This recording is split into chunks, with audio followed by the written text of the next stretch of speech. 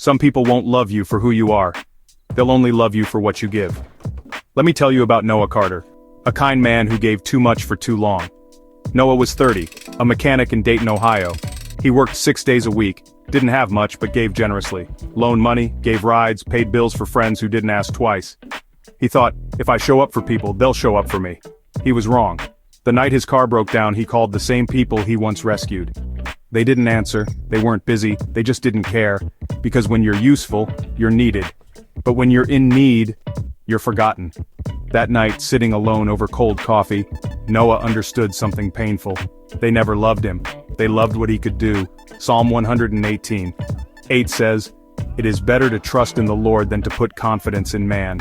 Noah didn't turn bitter. He got wiser. He stopped overgiving, started saving, focused on those who gave back. He found peace when he realized value isn't measured by how much you give, but by how you guard your heart. Let me pass this on as a father would to his son. Son, let me tell you something you won't hear in school. Be kind, but don't bleed for people who wouldn't scratch for you. Give, yes, but give wisely, because the wrong people will love your hand and ignore your heart. Let God be your guide, not guilt. The Bible reminds us, do not trust in a neighbor. Put no confidence in a friend. Even with the woman who lies in your embrace, guard the words of your lips. That's Micah 7:5. And again, it is better to take refuge in the Lord than to trust in humans. Psalm 118:8. Here's the truth. If you give too much without boundaries, people will love what you give, not who you are. Protect your heart. Give from wisdom, not weakness. My son, there's a difference between being kind and being used.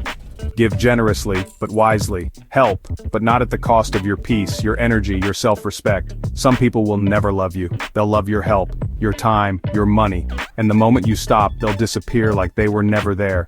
So test the waters. Say no sometimes and watch who stays. Let your hands rest. And see who reaches out to your heart, not your wallet or your skills. Protect your goodness from being drained. Because your heart is precious, and it's meant to be shared, not spent. If this story made you think, hit like, drop a comment. Have you ever felt used instead of valued? And subscribe to Oh My Dear Son for more life lessons rooted in biblical truth and real stories. Every week, new moral stories to help you live wiser, because wisdom isn't just heard, it's lived.